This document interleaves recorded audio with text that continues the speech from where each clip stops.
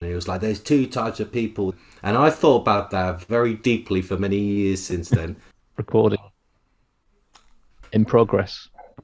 In Oh, progress. yeah. That's, I got a little alert there. Good. It's being yeah. recorded. Is that okay with you? It's fine. You sure? Yeah, it's fine. Cool. Cool. Yeah, it'll be fine. Mikey, Sorry. hello. Hello. Hello, Mikey. Hello. Welcoming Hello, Mr. Mike guys. Alvarez of the band Frauds. Thank you for having For me. a It's little chat. lovely to see you both. It's been a while. It's been a long time. Yeah, too long. I mean, we're used to kind of seeing you every 6 months to 12 months or something, aren't we? Having you in Birmingham at least and twice a year, maybe. yeah, exactly. And also, I'm sure everyone feels the same, but since the beginning of the pandemic, timelines are just totally screwed up in my mind. Things that Yeah. happened about a month ago could be years ago, and I feel like maybe I saw you guys a month ago. But you got long hair and you're getting married, so maybe not. And you've got an album coming out. Yeah, so we got an album called Long Spoons coming out in October the 2nd, I believe. Although that might be a little bit wrong, but it's early October for sure. Yeah. Yeah, and And excited. it's on Alco Pop this time as well. Yeah, on Alco Pop, because we released our first record with Till Death Do Us Party, who's Ree, who you guys know Ree, of course. Yeah. Yeah. And so we released the first album with her and her record label, and she's kind of stopped doing it now. So we got kind of hammy ovied to To the husband. Alco Pop because of Rhea and Jack are married. But so we've been talking to them for ages, but then we were very happy and excited that they agreed to release the record. So we're all pumped, and as pumped as we can be, because if it wasn't for what's gone on, there would have been loads of gigs around every single release, and Yeah. I'm sure you guys feel the same with all the things you do. But in normality, there probably would have been, I don't know, 50 gigs since we started releasing stuff, and there's been 3. So yeah, we're excited. So how long has it actually been in the bag then? The album. How long have you been? Has it been circulating? We went and recorded in February 2020. So Wow. the plan was to release in September 2020. So it's pretty much just over a year delayed, just because there was a time when we were kind of you just don't know what no one's really experienced for this, so it's like how do you release something? Is it worth releasing it if you can't do gigs, if it's just online?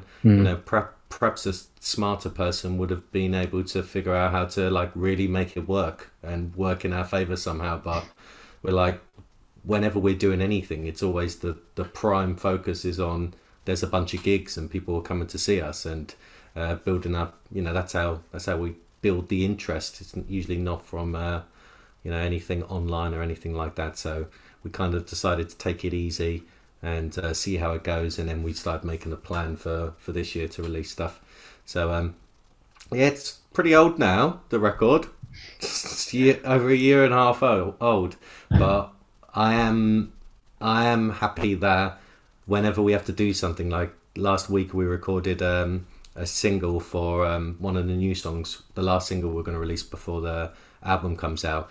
And when we were miming along to it, as you do when you make a video, it was like, oh no, I still really like this, and I'm excited about people hearing it. So that's good, because I don't want to be in a position where I'm like, I feel like this is a bit shit now, and I can't wait for people to hear the next stuff and just get it out of the way. So yeah, feeling good about it. Excellent.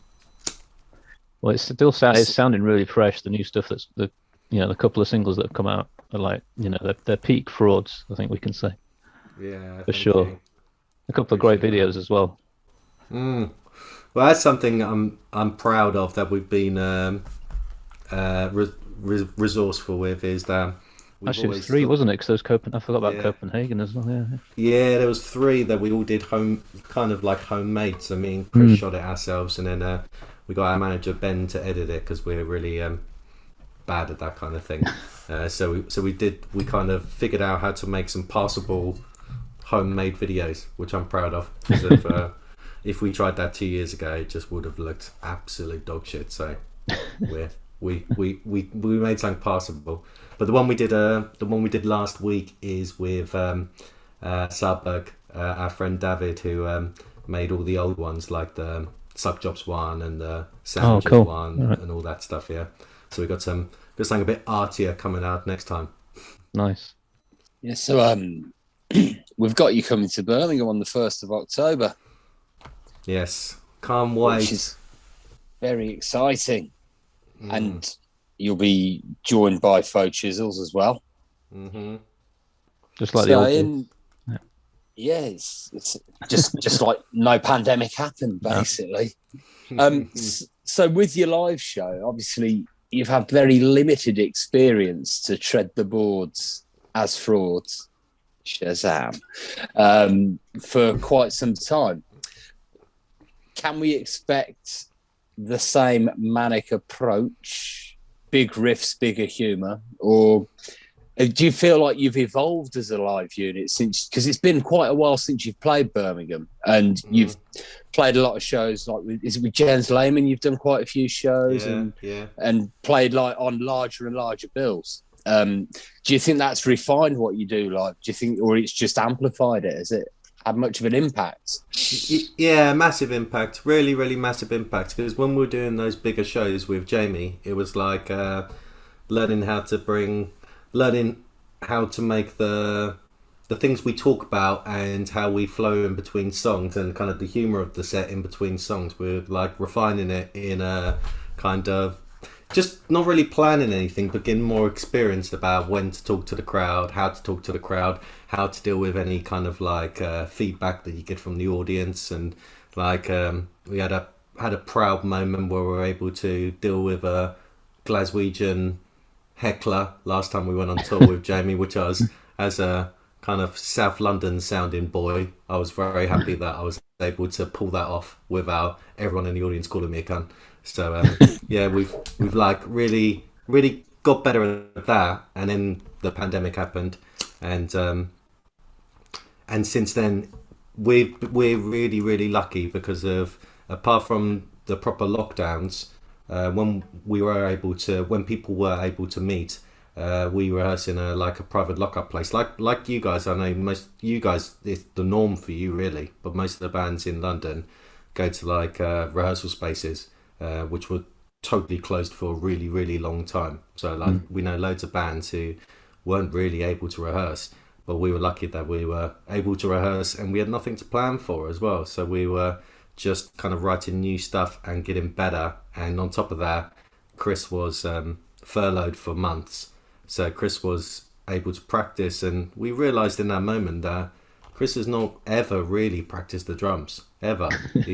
I think he had a drum kit up at his house when he was a teenager for the first few months of learning, and then as soon as he started playing in bands, the only time he touched drums was at gigs or a rehearsal. So Chris went through a few months of practicing 3 or 4 times a week at the studio, and yeah, it's really exciting because he's so good now, and it's such a wonderful thing. It's the thing I always lock onto if there is a mind-bogglingly brilliant drummer, and I feel like that's something which is a real different level now. All the things I do are pretty much the same, but Chris is 10 times better than he was previously. Yeah, so I think everyone's gonna, it's gonna feel like frauds, and it's gonna be a good time and fun and everything, but I really think it's gonna be above people's expectations in kind of how good it sounds and how good the grooves are, and how much it moves everything. That's what I'm hoping anyway. So yeah, I'm feeling good about it. That's some pretty big promises. Yeah. But yeah, I'm up for making big promises. I don't doubt that you can deliver on it. No. Very cheers. How's Fitzgerald's rehearsals been? Yeah, really good as well. Yeah, it's nice to get back rehearsing, because we did the album and then didn't play the songs for 6 or 7 months or something. So it was good to actually, well, we wrote the songs, did the demos, then recorded them in the studio. So we never actually played them live, really. Yeah, with the yeah. vocals anyway. So learning which ones I can actually play and sing was the big, at the same time, that was the big step. Yeah, it's hard. And do you ever feel like, because this is always a struggle, is if you record something too soon without playing it, I always worry that, like when we play something like Sandwiches now, we played so much, it's so much more subtly intricate in terms of Mm. where accents are and the dynamics and all these things, and all the fills are in place and everything just flows without thinking about it. Do you ever worry about recording something too soon and then knowing that in a year's time it would be so much better if you recorded it now? Not really. I mean, I'm sure the guitar parts will get better, but Mm. the rhythm section, Mike and Dickie, obviously you know Dickie quite well. Yeah, yeah, yeah. They're so proficient that they pretty much straight away knew what they were doing, and they were like straight on the ball at 100% from day one, Yeah, really. very cool. So Very cool. yeah, I'm just happy to be able to play them live now. Yeah, very cool. Get them out See there. that's what I think I was talking about when I was saying like about what the rehearsing has given us now, because it's made me realise all this and know that when we get to record the next thing, we don't actually have had to have played it live for a year before it sounds good. We like know what needs to be done Yeah. and what moments need to be zhuzhed up, and when there's a bit of kind of like not dead air but just disinterest. You know what works. Yeah. Yeah. Hey, cool. Looking forward to seeing it live. Yeah, it's gonna be good. It's gonna be really good, especially since the last Birmingham gig was the one where I rushed back from holiday and we did like 20 minutes. So that wasn't even like a proper show for me. So I've been like itching to come back to Birmingham since to do a proper show, and now it's been delayed by a year and a half. So You did well. I mean, come on, not many people are still in Spain pretty much when sound checks are supposed to happen, and then managed to get all the way up to Birmingham. I mean, you didn't even fly to a local airport. You flew to like Luton or something, didn't you? yeah, it's really dumb. Yeah, No, we were just glad to see you. yeah, nice. And then I think, yeah, the one before that, which was the one where Chris ended up with duct tape wrapped around his head or something. That was, That was that was at the hair, Hare and wasn't it? Hound. Yeah. Yeah. And that was, I'm sure if I went through my Facebook pictures, I'd find a picture of that. That was ages ago. That was years ago, surely. Don't you think? I think it probably was, yeah. I don't know. It's. I mean, when I sit at my desk here, I've got a poster of the first DDD Dare Christmas special on the Oh, wall. can I? Okay, let me. It's the dinosaur crypt nativity thing.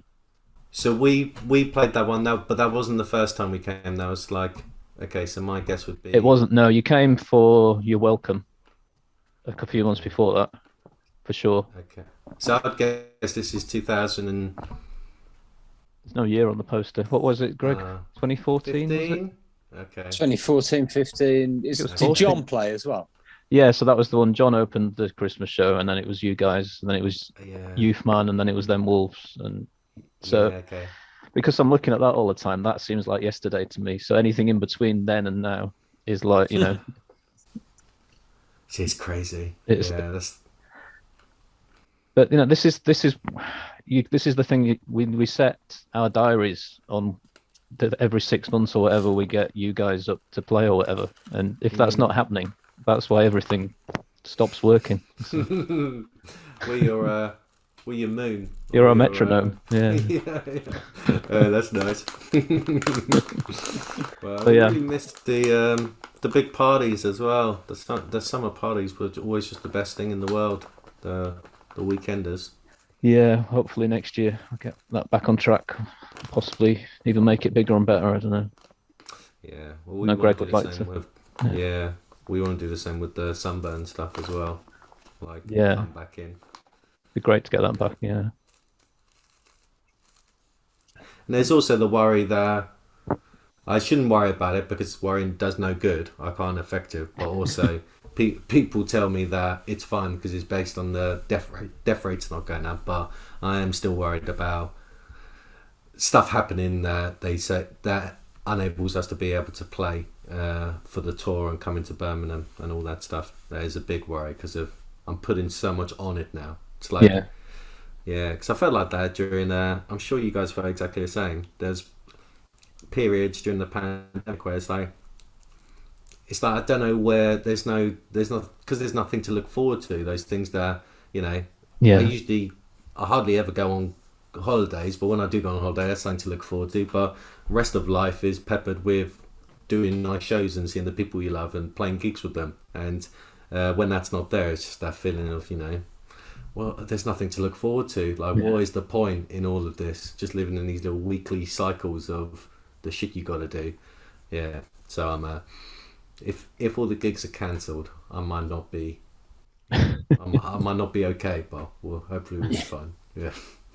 It's funny how people got sort of lockdown fatigue at the very start of everything, and then found, that phrase, the new normal, starts bobbing around, and was like, oh, okay, this is what life is now. But yeah, I've definitely found at different points, like random arbitrary points, getting really fatigued by it all and going, I just want to do stuff. I just want to go to the seaside and sit on a beach, read a book, or play a gig, watch a gig. And the few occasions where being able to play have felt almost more special, even if it's been seated audiences. Just the amount of sort of extra love in the room for everything that's going on, not even any specific band, just the fact it's a thing, it's happening, and people can interact in some way, shape or form. But we'll all be jaded by it as soon as gigs become a weekly occurrence again. Yeah, no, I feel that as well, because when we did one last month, it was the first stand-up one in East London, Dalston, the Victoria, and it was an all day, and I can't even remember who the first band were, but they were dead good, but nothing like that I'd be talking about unless it was just that was the first time I was standing up watching a band, and I was like, it hit me so hard, like how special this is, and everyone in the room, and the noise they're making, and how beautiful a thing it is, and how much we missed it. So yeah, hopefully the gigs will happen. It'll be fun. Yeah, it'll be fine. It'll all be fine. Yeah. It'll all be fine. We're going to go and record in November as well. We're going to go to Belgium again to record, and then so that's tied in with it in my head as well, because there's so much on that as well. Yeah. And if we can't go for whatever reason, that would be a real blow as well. But it'll be fun. Yeah, it will be fine. Yeah, definitely. Oh, maybe I should have had something to drink before this started. Yeah, I was going to try and bring it up again. I've become a downer. Oh no. No chance. How was your cave, Mikey? Is that still waiting for you? Oh. It's waiting. Yeah, it might be a hill now, because last time we went, some of the ceilings have started caving in. Oh no. Yeah, and we haven't been there for 2 years now, so it might just be a hill that's all caved in, but it'll be fine because of it at least it's a hill, so it can always be dug back into. It might be expensive, but there's no plans to there's no need to have to live there anytime soon, so okay, it's like a nice thing. But yeah, I think about it every now and again, just like, what the fuck. And if there's there is a big problem in Spain with squatters and squatters' rights. Squatters have really, really strong rights in Spain. So I think it's really common practice that if someone lives in a city, that if they go away on holiday, there is someone at their flat. Because if someone moves in, it's like kind of very easy for it to become their flat. Yeah. Whenever we said to Spanish, it's happened a couple of times. We've spoken about the cave to Spanish people, and they've gone like, "What?" And no one's there. But it's it's something people don't want to live in the middle of nowhere. So I think it's. You should be okay. Yeah, it'll be fine. I don't think there's any people going to like the middle of nowhere in the countryside, hours and hours and hours down kind of muddy paths to live somewhere that they can't actually go to a shop and get something. Yeah. So it'll be fine. It'll be fine. I'm just trying to my big preparation is just getting better at being amongst insects, really, and snakes and things, because of last time the insects bothered me quite a lot. So, and I've had a bit of arachnophobia before, so like whenever I see a spider, I try and get on my hand a little bit and try and ride it out and kind of get used to it. I've had some problems with spiders in Spain, actually. Yeah, they get pretty big over there, don't they? Yeah, and do they bother you in general with spiders? They do when they get to a certain size, yeah, Mm, like bigger than an inch. yeah, yeah, it's bad. And we built this outdoor toilet thing, and it's got like corrugated iron roof that we put on it, and that had blown off. And then when I went to take it, it obviously been there months, and I took it off, and there was a snake under it. And it's the first time I've really seen a snake in.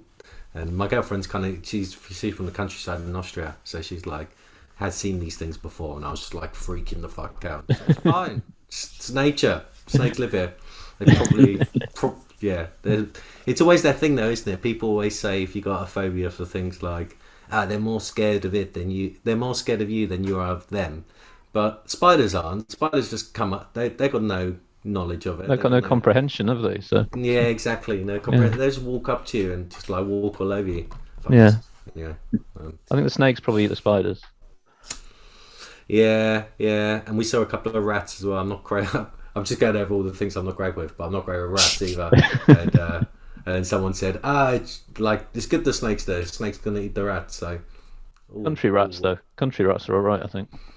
I think so as well. Yeah, where I am now, where I teach, there's I got these like kind of patio door things where I'm sitting that look down into a little alleyway that goes into the garden, and I think it was my lowest point in lockdown when I was here by myself and my girlfriend was away working. I was just like teaching. It was raining outside, and I had a time when there was like quite a few rats coming up to my glass door and like looking in. Fuck. Yeah.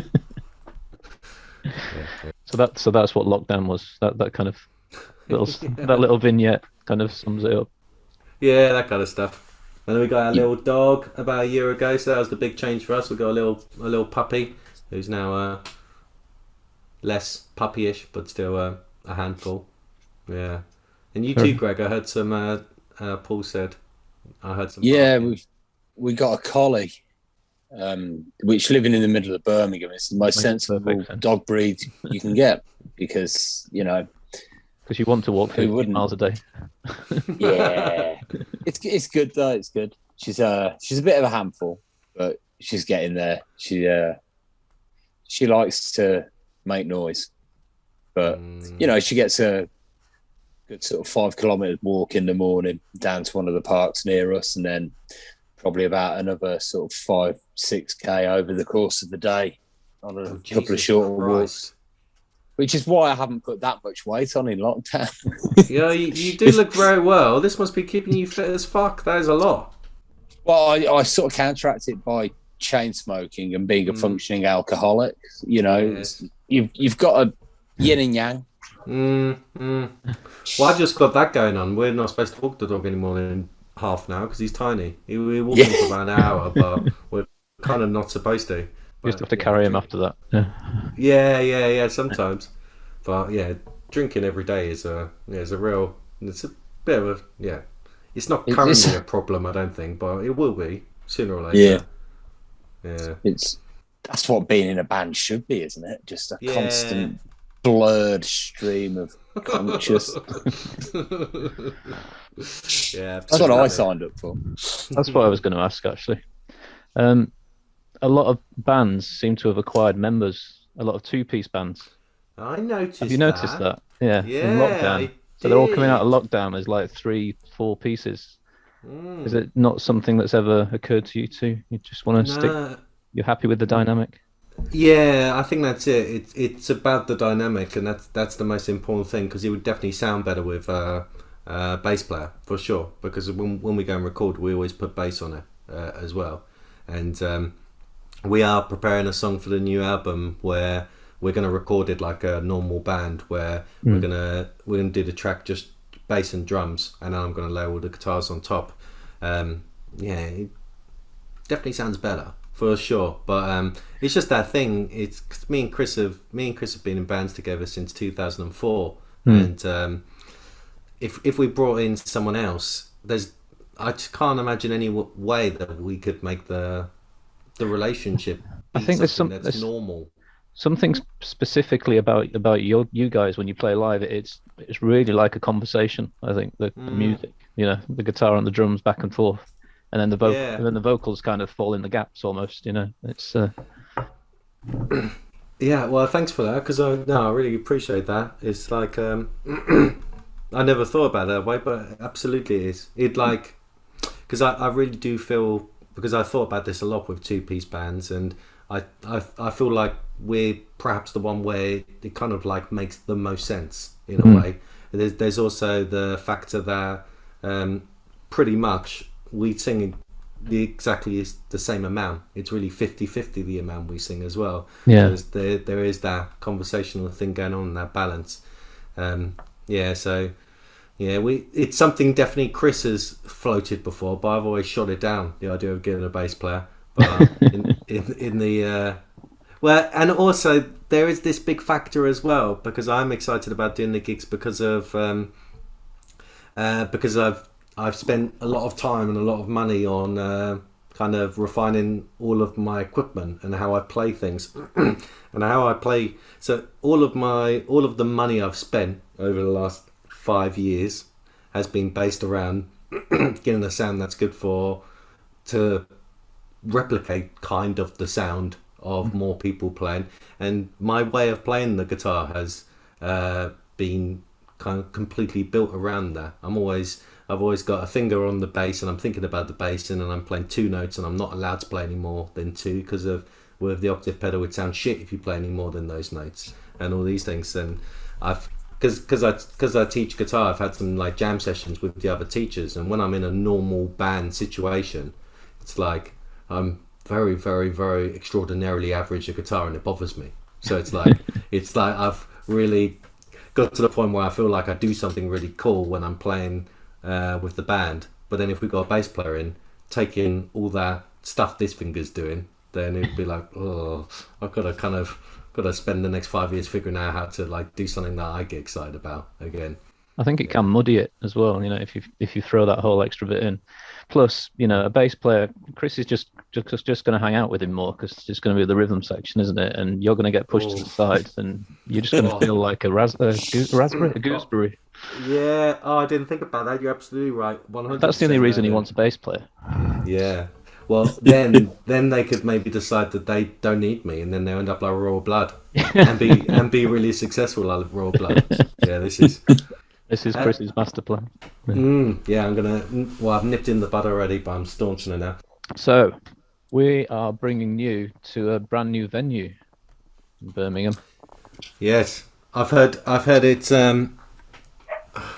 what were the words I heard described about it? I heard good vibe and diagonal. They were the two things that people really said. Yeah, I'm looking forward to it. Yeah, so the Night Owl. Greg's played there many times. Yeah, it's a good venue. It's nice and big and airy, lots of sort of space. They've just refitted the stage over lockdown as well, so it's a bigger stage now. Really good sound system, really nice staff. Nice. And just a really nice chill place.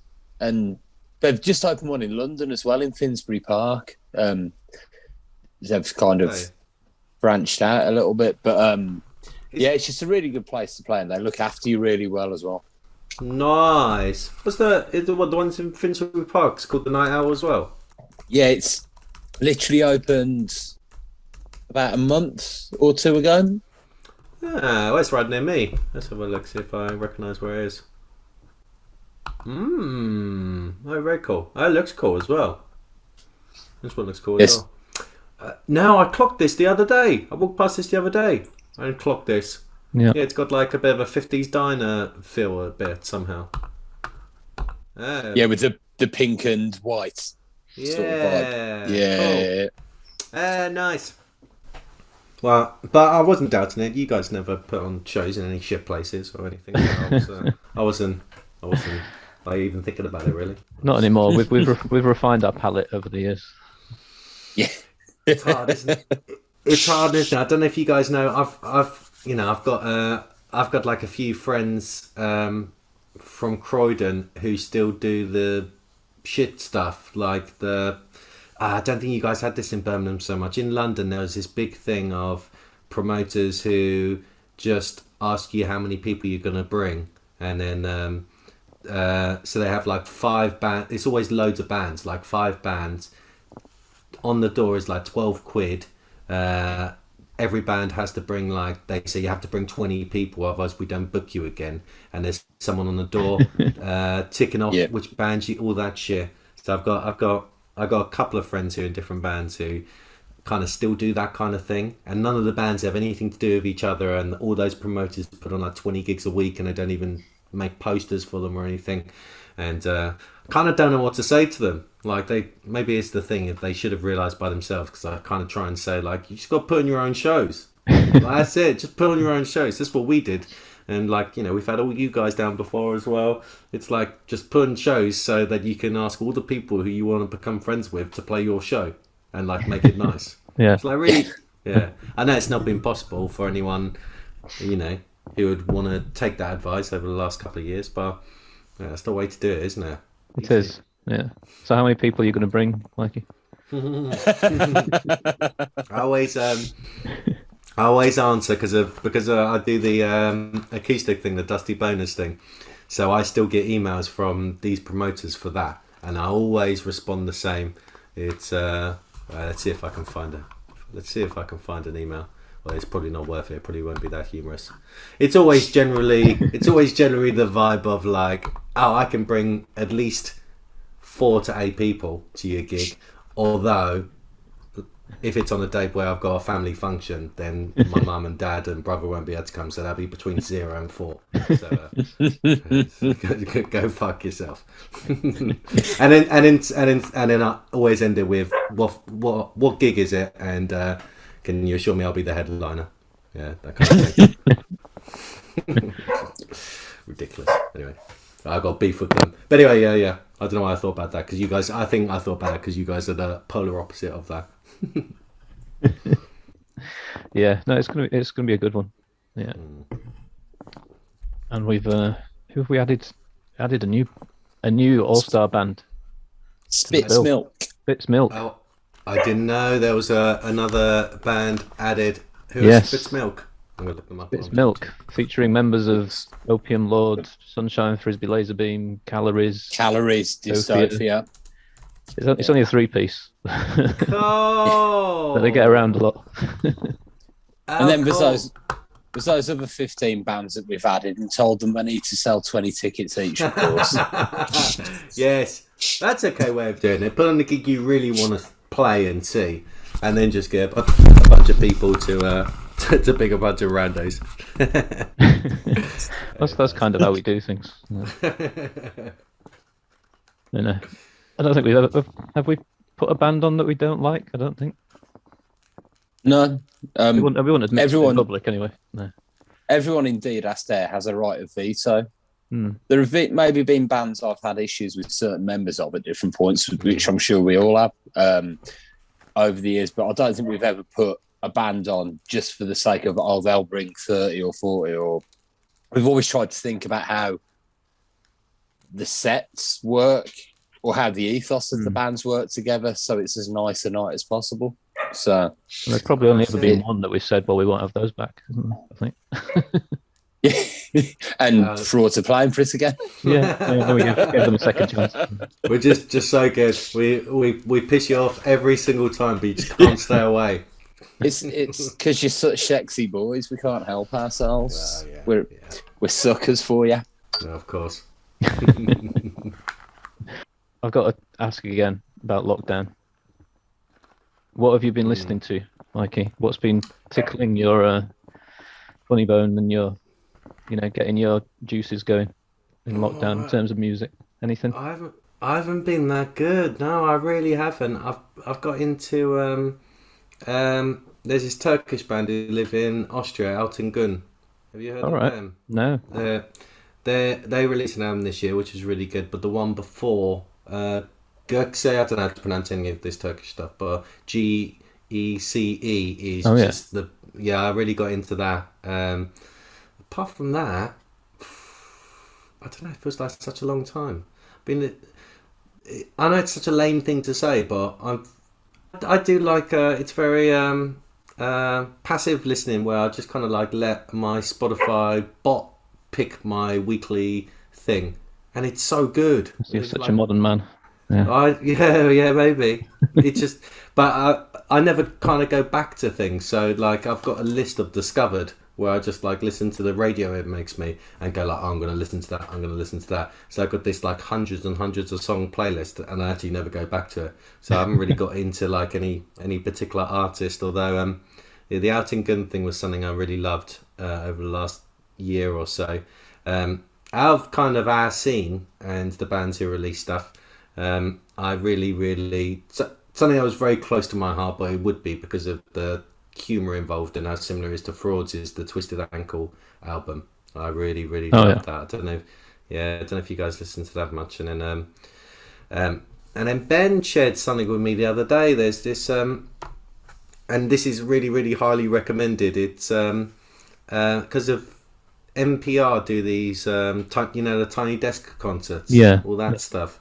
And then because of lockdown, people started doing Tiny Desk concert from home. So it's usually, from a band's rehearsal room or something. And there's this Spanish hip hop artist called I'll get it wrong, so I'll look it up. C Tangana, I think.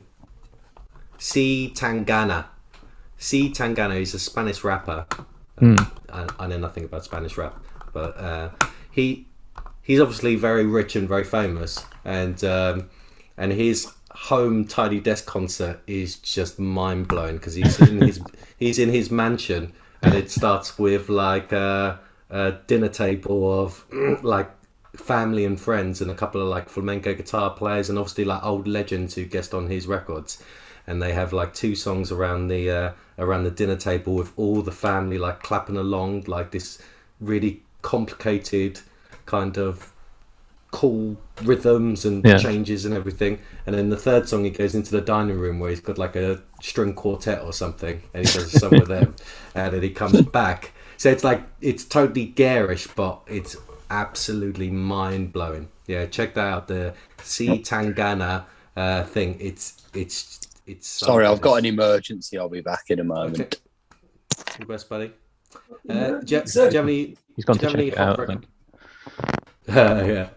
It was that strong a recommendation. I've been getting into quite a bit of Welsh language stuff, actually. Some of the Cornish stuff as well. Do you speak it? Do you speak Welsh? It was one of the things that I started doing in lockdown was trying to learn Welsh after years of like listening to Super Furry Animals and stuff, and not knowing what I was like listening to. I thought, I'm not that far from the Welsh border, so this is quite a semi-useful thing to learn, and it's exercising the brain, Yeah, that's so cool. How you doing there? Do you have an app or anything? I've been doing it on Duolingo, Duolingo. So I've got through the first like few stages of it, and it's getting a bit complicated now. So I'm getting into all the tenses and things, Yeah. Well, I'm doing it I've been trying to learn German for about 10 years now because my partner's Austrian, but I've been taking it more seriously recently, and it's just that thing, as soon as you start learning... my problem is, as soon as grammar gets involved and they start talking about things, and it's because of this, it just makes me realise that I know fucking nothing about English grammar. So it's not like, here's something you understand to then transfer onto this. It's like, no, I need to learn this in English, why I say certain things the way I do. Yeah. It's one thing learning the words for everything, isn't it? But then putting them together in a sentence and a conversation is like, it's like going into space or something. And how is it with the grammar? Is it difficult, or is it all pretty like make sense? I found Welsh a bit similar to German actually in some of the sentence structure and things. Yeah, so that was because I'd done a bit of German in the past, and so that was kind of useful. Yeah, it's a really nice. It's a lovely language though. There's some really nice words. Just like in German, you'll come across words that just tickle you, and Krankenwagen and things like that. Mm-hmm. Yeah, absolutely. What's a good one in Welsh? Testing me now. Yeah. I'm gonna have to refer to my list. So I've got some good stuff here. It's the I don't know if this is the same for the German and the Duolingo, but some of the sentences they get you learning, like it's like I am ironing Megan's tights, things like that. These are some of the first things you learn, I learned, yeah. I've got one. It was a picture of a man doing this, kind of like he was kind of middle aged, very well dressed, like in a suit man, and he was like this. His picture was like this, and the er ist sehr glücklich, aber viele Probleme hat. In the sentences, he is very happy, but he has many problems. It's so strange. I really like the seasons in Welsh actually.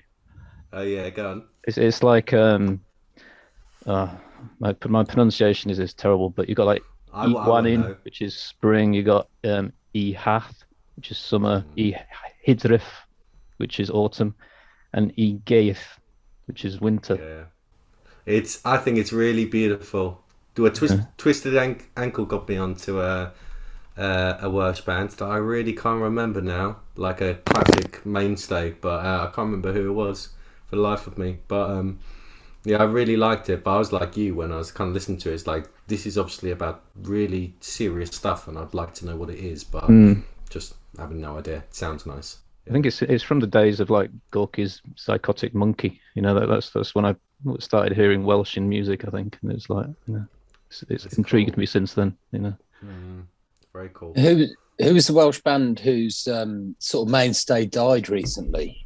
Yeah, sort of popularised Welsh indie language music having Welsh language, and there's this contentious video of John Peel introducing them, and he kind of, like, some people weren't naturally racist, but he kind of made a joke about the Welshness of it.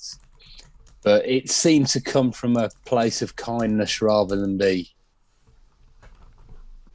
nasty. I'm trying to look up now, that Bligoo. Yes. That's the band Twisted Ankle recommended as well. That's the one I was listening to. Yeah. It was David Edwards, wasn't it? The guy. Yeah, the sort of main man of the band. Yeah. But yeah, he died about 3-4 weeks ago. Yeah. No, I didn't know that. Yeah, so that was the band I was listening to. That was probably about a couple of years ago now, or maybe a year. Yeah, really ace. But I know he's singing about some serious shit, and I've got no idea what it is. Yeah. It might not be though. That's the thing. Yeah. It could be a shopping list or something. But it just sounds serious. Yeah. No, I think it's important to learn languages, or to try at least. Yeah. I think it's good for the brain. I think as well. Yeah. I'll learn English one day. No chance. Well, I've got this German. Is just like whenever I start feeling like I'm getting used to it, there's these like new rules, because I always thought, this is perfect for you guys, because I always thought the DDD das thing was like the end of it. Do you know what I mean? Yeah. It's like der man, die Frau, but if you're talking in a sentence with a verb, then that can change to other things as well. So there's certain verbs which are like, it would change die Frau into der Frau, and it would change der man into den man or dem man, and it would change those. Or man dem. Man dem, yeah. Well, that'd be easier for me. I'd get that with my Croydonness. I'd be fine with man dems. I think it gets to the point where if you can make yourself understood, even if a native speaker thinks, okay, they've got this wrong, but I understand what they're saying, Yeah. That's the level I'd be happy to be at, I think.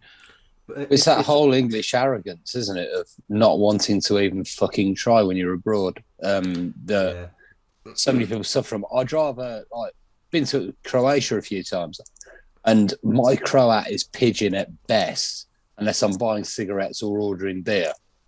I can just about get gin and tonic out.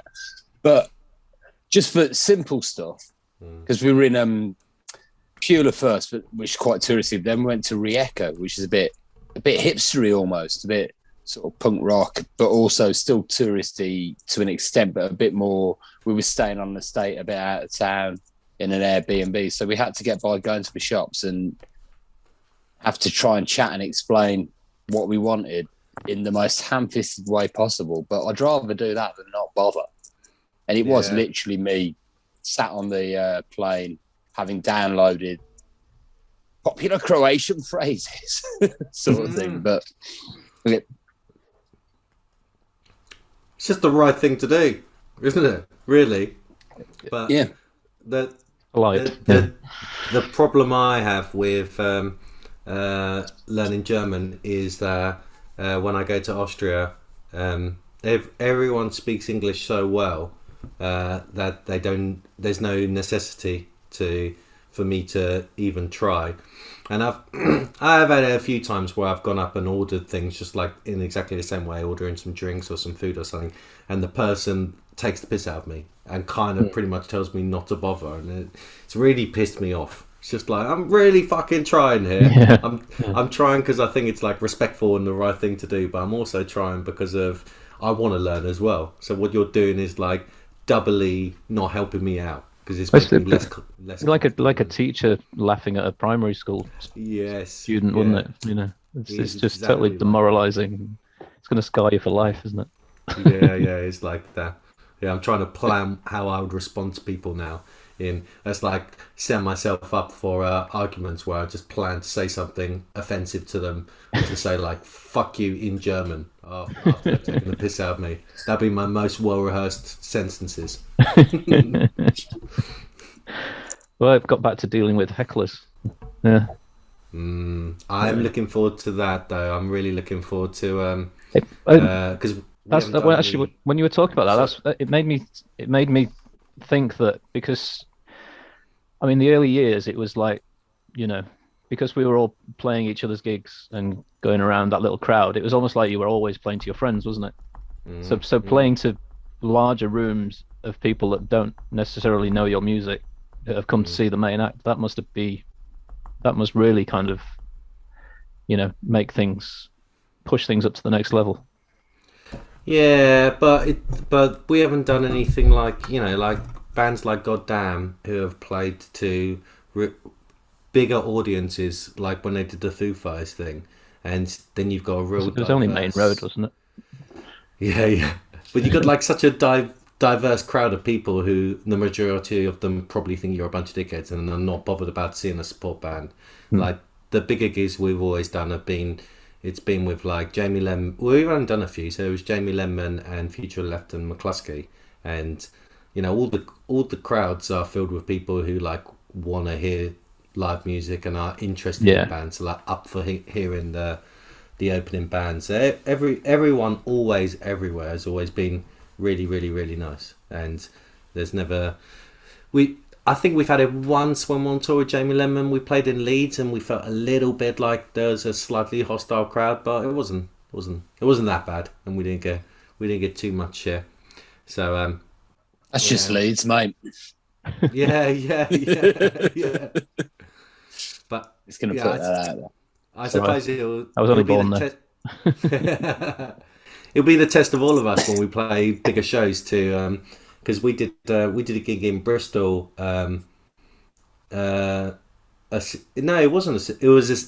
a bit like a sit down one, but it doesn't matter. Was that the pint-sized punk one? Yes, exactly. Yeah. The day after we went for breakfast with Dev from Idols, and he was talking about that. He was talking about kind of when you release new music, and I kind of said like, you know, you get loads of. I bet you always get shit if you like change it and the fans, you're changing something the fans really like. He was like, well, yeah, you do, but you also get shit if you don't change. And then there's a bunch of, so it doesn't matter what you do, as soon as you're like that big a band, it doesn't matter what you do, there's always going to be people who are calling you dickheads on something. So it's, and you know, when or if we all get to those kind of stages where we're able to play in front of audience like that, yeah, hopefully we behave nicely and don't get too angry about it when there's hundreds or thousands of people calling us knobs. We'll see. Yeah. It's always healthy to go into any situation thinking, well, I definitely am a cunt myself. Ergo, if anyone calls me it, that's fine. It's water off a duck's back. It's nothing I haven't been told before. Yeah. Or don't admit about myself. You own it. You own it well, Greg.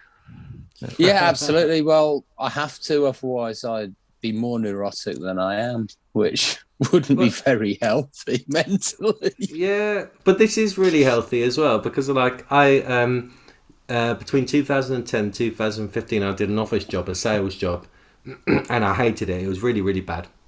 And my boss, he was a very angry person, and I sat next to him when we were all making our phone calls, hundreds of phone calls every day. And he said that one day, he hung up on someone and he was like, there's two types of people. There's cunts and there's people who aren't cunts. And I thought about that very deeply for many years since then. And it's like, no, it's nowhere near that simple. It's the opposite. It's like, we're all kind of cunts and we're all kind of all right. And the levels of how much a cunt we are and how all right we are is constantly in motion. And the perception of us being a cunt or a nice person is like then something which can be like misunderstood, or someone's got their own opinions about it. So like my opinion on myself is like I'm kind of like the best person I know, because if I've got more experiences of me being a nice guy than anyone else, because I'm always with me, but I've also got way more experiences of me being a cunt than I've got experience of anyone else being a cunt individually.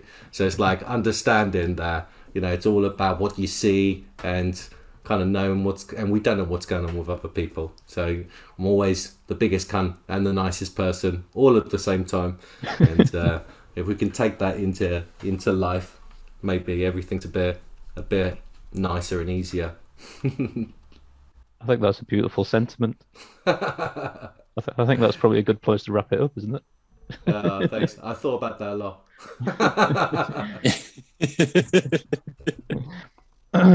Frauds in Birmingham, 1st of October. Tickets on sale now. And also featuring faux chisels and Spitz milk. Spitz milk. Spitz milk, not spilt milk, Spitz milk. That's the glass and a half of wine I've had. And then the night after that, I think you're playing your biggest London date yet as well, aren't you? Yeah, playing at Lexington. So nice. Anyone's listening who wants to come to that, it's it can be a nice evening as well. We've got loads of great bands on as well there. And the album is available to pre-order. It will be soon. We're gonna put it up when we're releasing a single on September the 9th. So in like week and a bit, and then all pre-orders. Yeah, that's the thing as well, everyone. And I'm sure you guys have been through this before as well.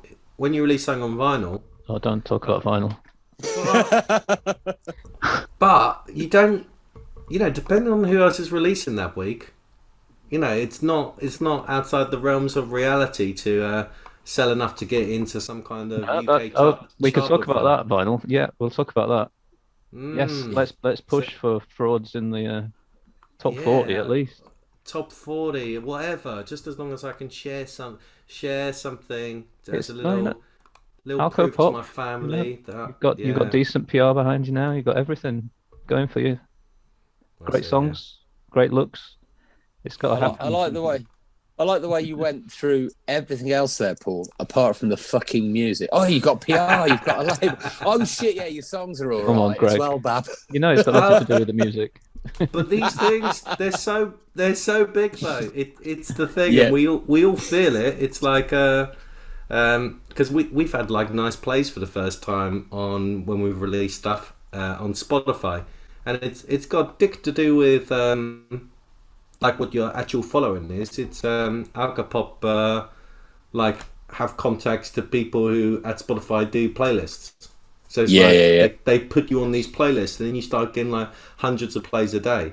But if you're not on these playlists, there's no chance. And I think even like the major acts, it's the same thing. There's like a small percentage of their listens are people actually going on to Ed Sheeran's Spotify profile and listening to it. The majority are like all the millions of people around the world who have playlists, and Ed Sheeran's on so many of them. So it's like it is kind of right to say it's off. You know, obviously obviously we all need to get our shit together and make sure our shit's good, and we will do. So And you will be the next Ed Sheeran. Yes, come on. Let's make it happen. Oh, Yeah. Dusty bonus for Ed Sheeran. That'd be a Yeah. brilliant collaboration. It'd be a better world, wouldn't It'd be a world. it?